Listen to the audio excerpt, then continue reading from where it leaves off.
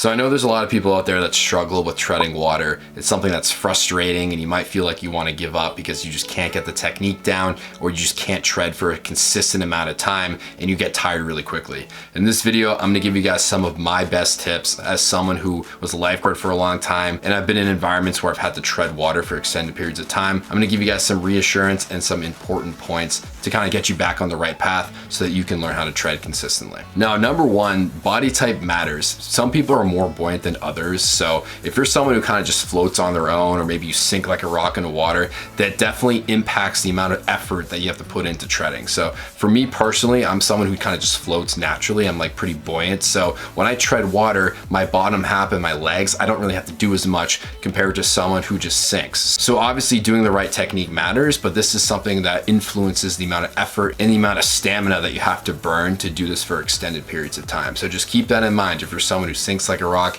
it's completely fine. Some people have it easier than others. If you want to kind of control this a little bit, if you start to work out, establish some muscle, become a little bit more leaner, that might influence your ability to kind of sit in a chair and float on your own. Now, my second point is that there's a lot of options to learning how to tread. And what I mean by options are there's different kicks. Some people think that there's only a flutter kick, there's only a breaststroke kick, there's only an egg beater kick. These are all different types of kicks that require different tempos. So for example, if you're someone who's trying with a flutter kick, which is what you do in front crawl, that's the kick that requires the most tempo because it's kind of like a motor of a boat. You have to consistently flutter your feet and your legs in order to keep your body above the water. So this requires like the most reps, the most speed when doing this. In comparison to a breaststroke kick, when you think of doing the breaststroke, you do one frog kick or like whip with your feet, and it kind of pushes the water and you let it glide for like a second. That's how you move throughout the water. So you're not trying to do it as quickly as a flutter kick and as consistent because you want to allow for the water to push beneath you,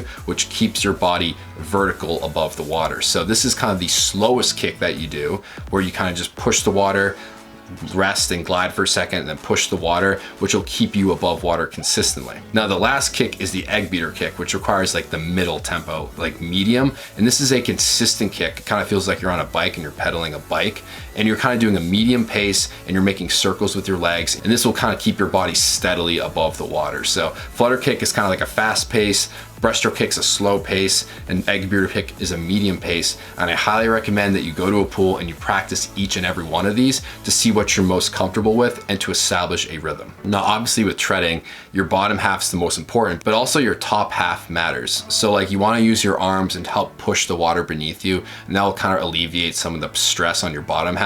However, you want to get to a point where the bottom half is kind of supporting everything. So that's why with like lifeguards and like military tests, they require people to do it without using their hands. And that's because they want to make sure that your base, which is kind of like the motor when you tread, is enough to support you so that if you're holding a victim, you're holding an object, you're doing various activities, you're able to support yourself without having to use your hands. So starting out, definitely use your hands and kind of push the water beneath you, which will help you tread for longer periods of time. But if you're someone who's trying to become a lifeguard or do something in terms of like the military, the Navy, or you just want to be very skilled in the water, do it without your hands and kind of work on the timing and the rhythm beneath. So you have to stay patient with this. Swimming is a life skill, so do not get frustrated and do not give up, because once you get it, the rest of your life, it's muscle memory. So you can like not swim in a pool or swim in a beach for like 5 years. You go back and your body just remembers what it feels like, and you'll just continue where you left off. So definitely stick at it. Comment down below if you have any questions, like and subscribe, and I'll see you all in the next video. Thanks so much. Peace out.